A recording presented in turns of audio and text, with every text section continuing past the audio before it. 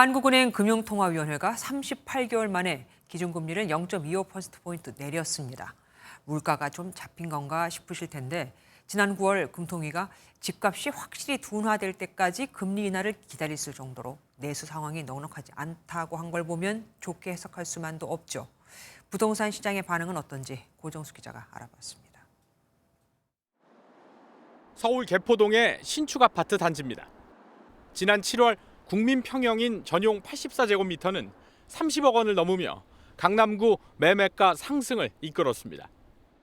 최근 상승세가 둔화된 서울 아파트값 추이 속에 강남구 상승폭을 높게 유지시킬 정도입니다. 그러나 거래량은 눈에 띄게 줄었습니다. 가격은 88 대책 이전보다는 약간 상승하고는 있지만 실제적으로 거래량은 상당히 좀 줄어들고 있는 편입니다. 서울 아파트 거래량은 지난 7월 8천 건을 넘으며 정점을 찍은 뒤 지난달 초엔 약 2,100건까지 떨어졌습니다.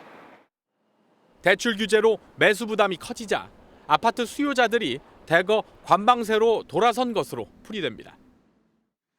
상승세가 한풀 꺾인 만큼 기준금리가 내렸어도 당장 영향을 주기는 어렵다는 전망이 나옵니다. 특히 한은이 올해 추가금리 인하를 하지 않을 것으로 예상됨에 따라 집값에 대한 금리 인하 효과는 제한적일 것으로 보입니다.